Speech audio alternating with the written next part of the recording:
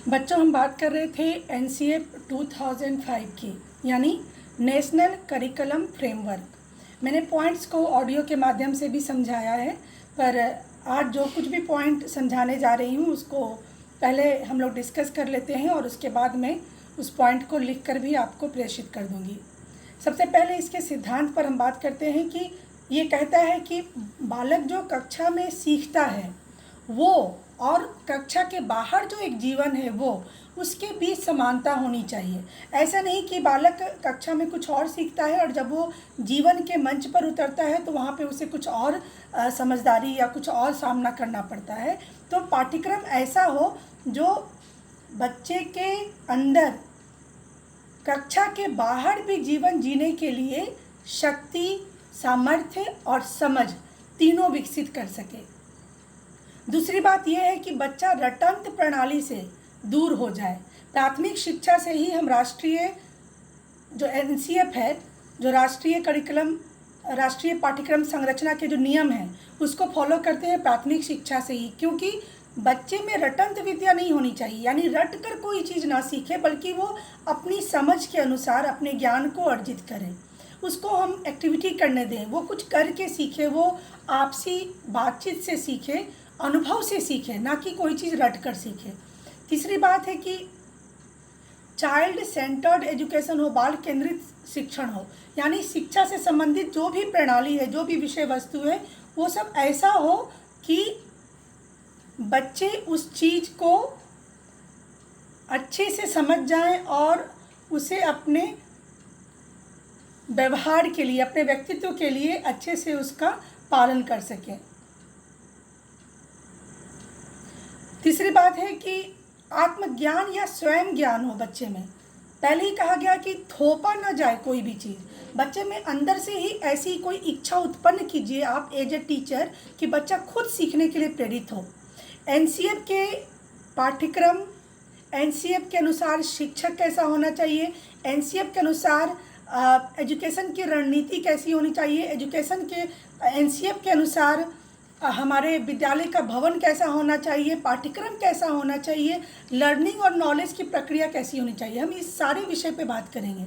राष्ट्रीय पाठ्यक्रम संरचना ने हमें इन विषयों पर क्या क्या निर्देश दिए हैं और क्या क्या सलाह दिए हैं, हम उन सबों पे चर्चा करेंगे। अभी हम सिर्फ सिद्धांत की बात कर रहे हैं कि ये कहता है कि बालक को कुछ इस तरह से मोटिवेट कीजिए कि वह खुद अपने आप को तैयार करे, अपने अंदर से ज्ञान की प्राप्ति की भूख उसके अंदर जगे। उसके बाद क्या हो कि परीक्षा जो है आप लेती हैं वो लचीलापन हो उसमें। इसी कारण हमने सबमेटिव और फॉर्मेटिव का निर्माण किया। पहले की परीक्षाएं क्या होती थी, सिर्फ रिटेन होती थी, हम 3 घंटे बैठते थे, लिखते थे और आ जाते थे। पर अभी फॉर्मेटिव भी होती है। फॉर्मेटिव मतलब क्या है, मौखिक भी हो सकता है, वो प्रोजेक्ट वर्क हो सकता है, वो बाहर आपको फील्ड वर्क में काम करने के लिए बोला जा सकता है, यानी कि अलग अलग तरीके से, अलग अलग प्रणाली से एक बालक के गतिविधि को, उसके शैक्षणिक स्तर को, उसके व्यवहार को आकलन करना, मूल्यांकन करना। यानी परीक्षा का जो प्रणाली है, परीक्षा की जो प्रणाली है वो थोड़ी लचीली हो, आप उसको आवश्यकता अनुसार बदल सकते हैं। और दूसरी बात कि वो कक्षा की गतिविधि से जुड़ा हुआ हो। ऐसा नहीं कि क्लास में आपने कुछ और सिखाया, परीक्षा में आप कुछ और ले रही हैं, नहीं।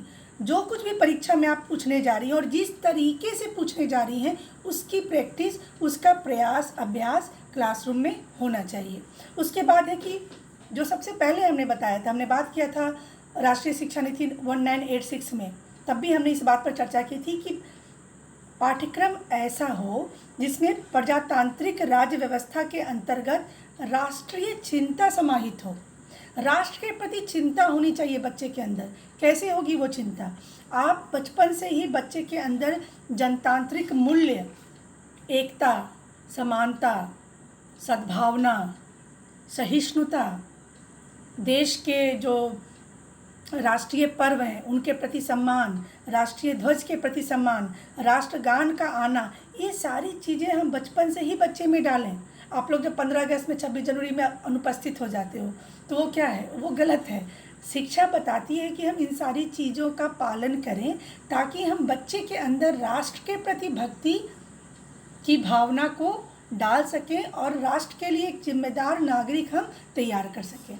अब बात होती है कि किस तरह का पाठ्यक्रम होना चाहिए। हमने अभी तक बात की है सिद्धांत की। पाठ्यक्रम कैसा होना चाहिए? बहुभाषिकता। याद रखिए, एक भाषा की बात नहीं होती है। राष्ट्रीय पाठ्यक्रम संरचना में बहुत सारी भाषाएं होगी, हिंदी होगी, अंग्रेजी होगी, संस्कृत होगी, स्थानीय भाषा होगी, क्योंकि प्राथमिक लेवल पर आप बच्चे को हिंदी या अंग्रेजी में नहीं पढ़ा सकते। आपको वहाँ पर बच्चे को उसकी भाषा में जानकारी देनी जरूरी होती है। फिर गणित विषय पर बल दिया गया है, गणित और सामाजिक विज्ञान पर बल दिया गया है, क्योंकि आपके जीवन में, व्यवहारिक जीवन में इन सारे विषयों का बहुत बड़ा योगदान है। गणित जोड़ घटाव गुणा भाग लाभ हानि, मार्केट जाना, घर में ही पैसे का जो भी लेन देन करना है या जो भी काम करना है, तो गणित विषय पर बल दिया गया है।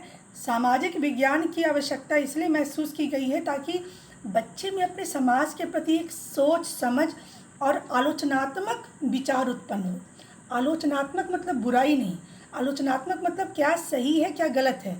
अब समाज में भ्रूण हत्या हो रही है, बच्चा ये समझे कि भ्रूण हत्या क्या है, गलत है। आलोचनात्मक यानी what is right what is wrong, वो समझ विकसित करनी होगी बच्चे को।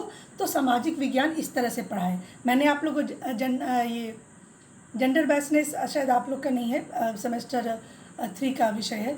लिंग भेद पढ़ाते हैं हम लोग, दहेज प्रथा पर बात करते हैं, बालक बालिका की शिक्षा में समानता पर बात करते हैं। वो सब क्या है? वो सब सामाजिक विज्ञान का विषय है। और उसके बाद क्या है कि आकलन का क्या उद्देश्य होना चाहिए। पाठ्यक्रम में आकलन भी उसका एक अंग है।